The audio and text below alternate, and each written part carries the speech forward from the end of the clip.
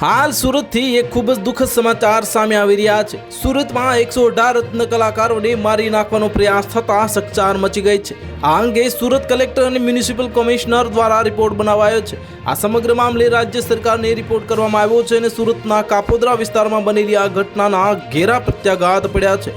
આ તે સિવાય રાજ્ય સરકારના હેલ્થ મિનિસ્ટ્રી દ્વારા રિપોર્ટ મંગાવાયા છે, જેમાં એસએમસી કમિશનર અને કલેક્ટર દ્વારા સમગ્ર ઘટનામાં રાજ્ય સરકારને રિપોર્ટ કરવામાં આવ્યો છે। ઝેરી પાવડર કયા કારણોસર પીવાના પાણીની ટાંકીમાં નાખવામાં આવ્યો, આ તેની તપાસ કરવામાં આવી રહી છે અને બીજી તરફ સમગ્ર રિપોર્ટ રાજ્ય સરકારને આપવામાં આવ્યો છે અને આગામી દિવસોમાં સઘન તપાસ સાથે કાર્યવાહી થાય તેવી શક્યતા સેવાઈ રહી છે।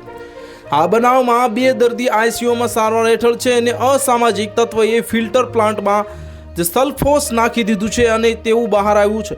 આ પોલીસ અને આરોગ્ય વિભાગની તપાસમાં આ ઘટનાનો ઘટસ્ફોટ થયો છે, જેને પગલે એસએમસીના કમિશનર અને આરોગ્ય તંત્ર દોડતું થઈ ગયું છે। આ સુરતના મેયર અને હોસ્પિટલ પહોંચ્યા તથા શિક્ષણ મંત્રી પ્રફુલ્લ પાનસેરિયા પણ જે હોસ્પિટલ પહોંચ્યા છે।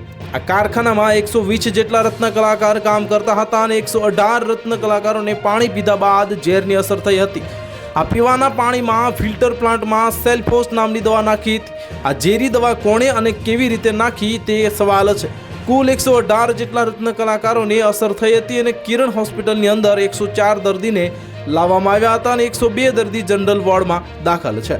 તો હાલ માટે આટલું જ। મળીશું નવી અપડેટ સાથે। જો તમને અમારા વિડીયો પસંદ આવતા હોય તો વિડીયોને લાઇક કરી દેજો, ચેનલને સબસ્ક્રાઇબ કરી બાજુમાં આવેલા બેલ આઇકનને દબાવી દો, જેથી તમને આવા સમાચારની અપડેટ મળતી રહે।